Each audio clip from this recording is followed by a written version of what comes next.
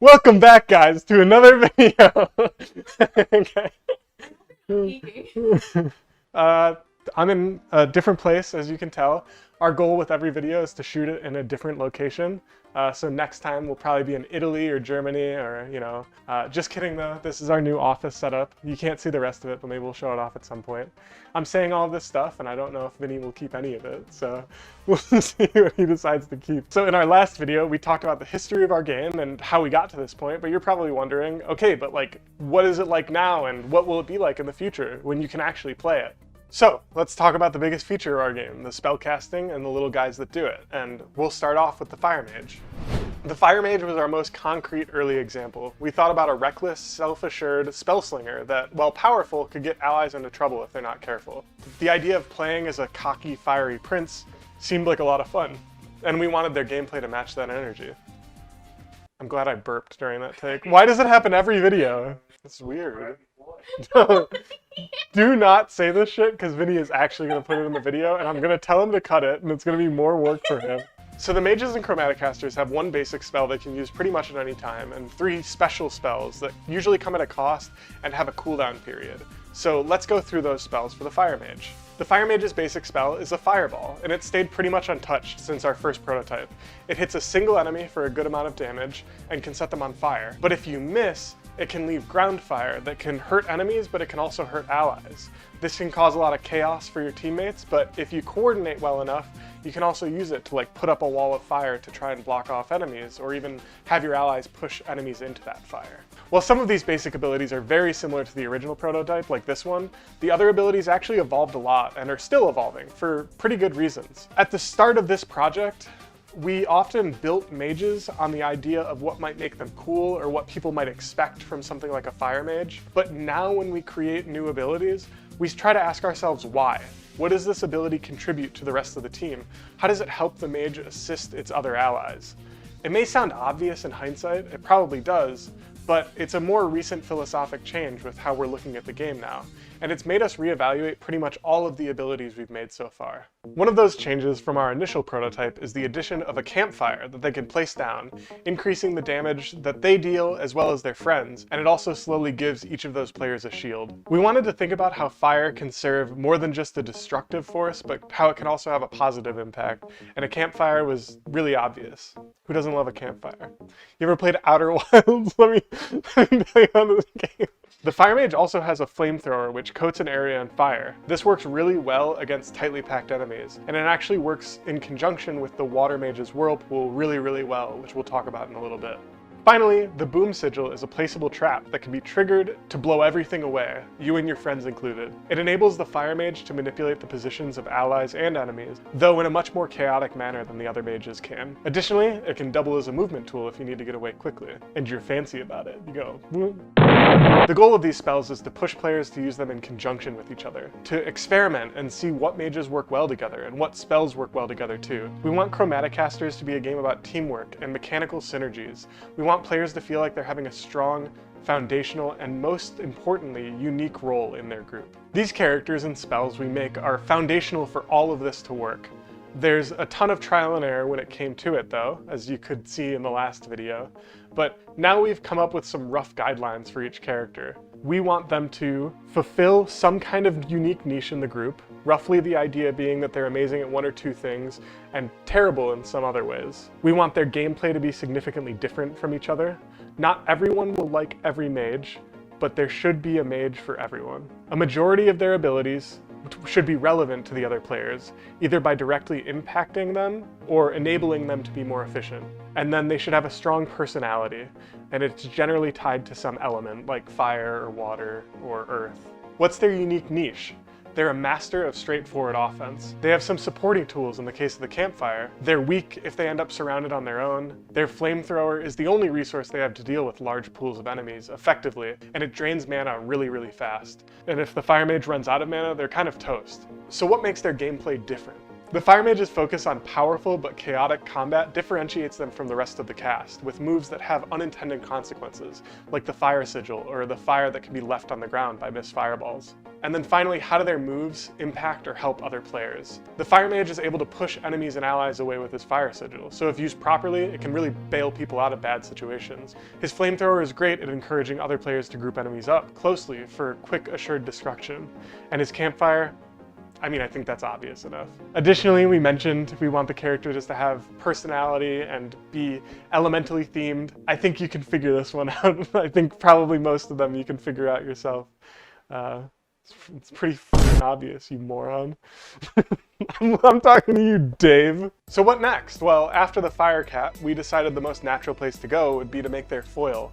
A Water Mage. Someone careful, kind, forward-thinking, not so hot-headed. We finally decided he was going to be an axolotl. Because axolotls are cool, man. I mean, come on, look at him. Isn't he great?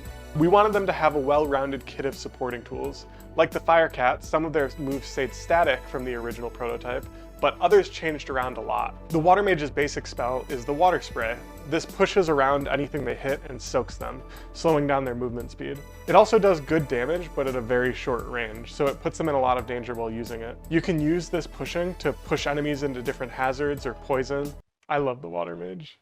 He's my favorite character. I just wanted to include that. Their big staple ability is the bubble. They fire a bubble that'll trap whatever it hits in an indestructible, bouncy bubble. If it hits an ally, it'll trap them too, but it'll also heal them for a ton of HP. This was one of the standout spells during our first playtest. It felt really satisfying to bubble dangerous enemies to trap them and to bubble allies to heal them. The bubble was actually one of the original interactive abilities that we created for our prototype. This was a category of abilities we created to have more explicit and direct impact over the other players. It was essentially the origin point of us thinking about spells in terms of how they affect the rest of the team. While the bubble was received well, some of the other abilities were less successful, like this lightning rod ability, or the healing beam we made for the Fire Mage. Some of these were awkward to use, or they just didn't fit the makeup of the character. Hence, a lot of the iteration these spells have gone through throughout the years. One of those new abilities lets them summon a whirlpool, which sucks all of the enemies towards the center for a brief time. This is one of our big setup spells. While the Water Mage can only make a limited use of his ability on his own, combining it with something like the Fire Cat's Flamethrower, it can be put to a devastating effect.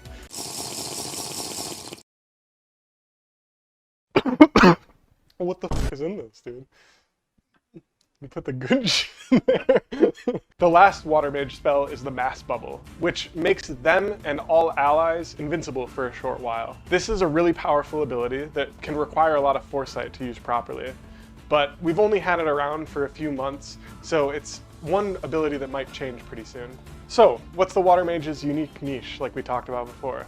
Well, the Water Mage focuses really heavily on support and utility. They're the only mage that can heal the other mages by default, but they struggle to actually kill any enemies. They're more than capable of keeping themselves alive and a small number of enemies at bay, but with only an average movement speed and no spells that help them get around, they can easily get overwhelmed if they're left alone for too long. What makes their gameplay unique? Well, they focus much more on keeping allies alive and enemies immobilized than they do dishing out damage. They're the most supportive character in the cast. Lightning was the next element we chose, and we went with the style that most naturally suited it. We chose a bunny because, you know, bunnies are fast, like lightning. We also made him edgy, because Andrew wanted an edgy character in the game. I'm just joking. Mostly. You did it so good! How did you nail it that time? The original focus of the Lightning Bunny was to be great at killing multiple enemies at once, but less effective at a single target. So, because of that, we made one of its primary abilities the Chain Lightning. Shoot one enemy, and as long as the other enemies are close enough, it can chain to them. People love it. I mean, there's not much to say here. We're pretty much piggybacking off of an effect we know people really enjoy. The next Lightning Bunny ability is the Lightning Dash, which we kept mostly original from the first playtest because we knew that people loved it. And also because it highlights another important part of the Lightning Bunny's playstyle. He fast. That's so funny to me. See, this is something that actually changed a lot from our original philosophy. At the end of the original prototype, all of the mages actually had their own movement abilities. This felt natural because a lot of games like this tend to feature something that helps the player get around better, like a dodge roll. But when we thought about the impact it had on the mages, the more we realized removing those abilities could actually have a positive effect. The less you can move around the stage, the more you're forced to stick together with your teammates. That might sound weird though, because the Lightning Mage actually got to keep his movement ability. Part of that is obviously because people liked it, but another balancing part that's going on here is that the Lightning Mage is a glass cannon. He dies very, very easily.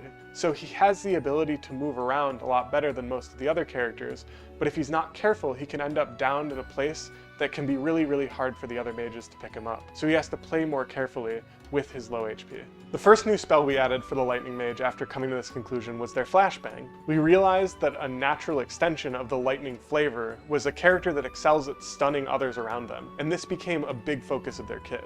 Flashbang. And a more recent addition to their kit is their Ball Lightning. This allows them to quickly do a long dash through any enemies in their way, dealing small amounts of damage and stunning anyone they pass through. So, what makes the Lightning Mage unique? Well, the Lightning Mage has insanely fast speed, and they can stun large swaths of enemies with their Flashbang and Ball Lightning. The downside being that they're a glass cannon, so if they fail to stay on the move, they can die pretty easily. So what makes their gameplay different from the other mages? Well, he has incredible speed, but he's also incredibly squishy. And finally, how do their moves impact or help the other players? While the Lightning Mage's ability to stun is a huge boon for the other players in the game, he can immobilize large groups of enemies better than any other mage can. And while his Lightning Dash doesn't directly contribute to the other players, it helps facilitate him using those stuns and abilities.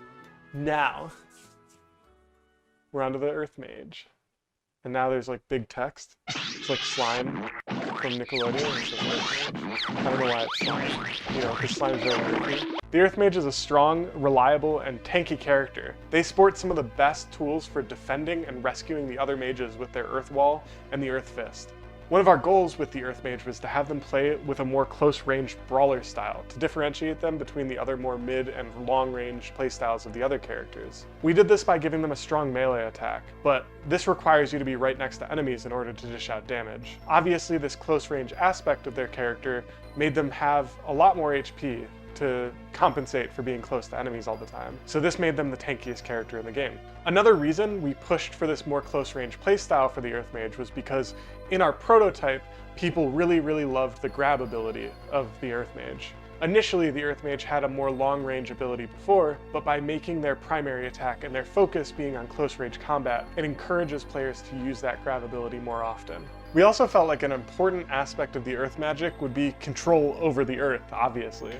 So we wanted to give them a way to manipulate the playable area and arena in some ways. So because of this, we gave the Earth Mage the Earth Wall. This allows them to block off enemies in interesting ways, but it also gives the Earth Mage one of the best strategies for saving a downed ally, which is grabbing them, throwing them into the corner, and putting up a wall behind themselves. Finally, we wanted to give the Earth Mage a good tool to engage with their enemies. All of their kit is very close range, but they didn't have a great way to get in and attack enemies. Because of this, we introduced the Earth Leap, which allows a mage to slam down in front of a bunch of enemies and wreak havoc with their basic attack. So what is the Earth Mage's unique niche? Well, they're the tankiest of the mages, as I said before. They sport the highest HP. They can also manipulate the position of other entities through their grab, and they can influence the arena itself by spawning earth walls. The downside of the Earth Mage is that they don't have great tools for attacking at a range. Additionally, being this close to enemies makes them a prime target, so despite their tankiness, they're often getting hurt the most. So what makes their gameplay different from the other mages? Well, the Earth Mage uses their grab to move around other entities, and they also use their wall to block off entities from moving around the arena. So they're able to manipulate positions as well as the layout of the arena in the ways that other mages could only dream of. I don't know why I wrote that in the script. It must have been like 2 in the morning when I thought that was a good line, but we're leaving it. How does the Earth Mage moves impact and help other players? Well, the Deer Grab is one of the best ways to move a downed ally into a safe position. Additionally, they're able to manipulate the playable arena and create walls that stop enemies from getting to the players. So, that's all the mages, at least for now. As I said before, these moves have changed a lot throughout the iterations of this game, and they probably will change a lot too going forward. None of this stuff is final. We're always willing to change things and try to make them better. But Sometimes that just takes a lot of iteration. Anyways, these aren't the only mages we plan to feature in Project Chromaticasters. In fact, we have some other ideas in the work with really exciting abilities and really exciting mages that we can't wait to show you guys. But if you really want to see more, you're gonna have to subscribe and hit the bell. You don't actually have to, you could watch the videos without that, but you know, it'll give you notifications or whatever. I hate saying it, dude. So we'd like to show you guys more about what the game has to offer, but it does take a lot of time and effort. You know, scripting this, recording it, editing it, it's all a lot of work. So if you really enjoyed it, please, doing any of those things is helpful. Show it to your friend, show it to your mom, or your dad, or your grandparents, or your child, I don't care. You know, show it to someone right now. Okay. And if you have any ideas for mages or abilities you'd like to see added to the game, please let us know. We love to hear feedback and different ideas on our game. And if you're interested too in more frequent updates, please follow us on Twitter, Cup of Games. It's the name of our company. I'll leave a link in the description so you can check it out. Thanks everyone for watching. I hope you enjoyed the video and we'll see you soon.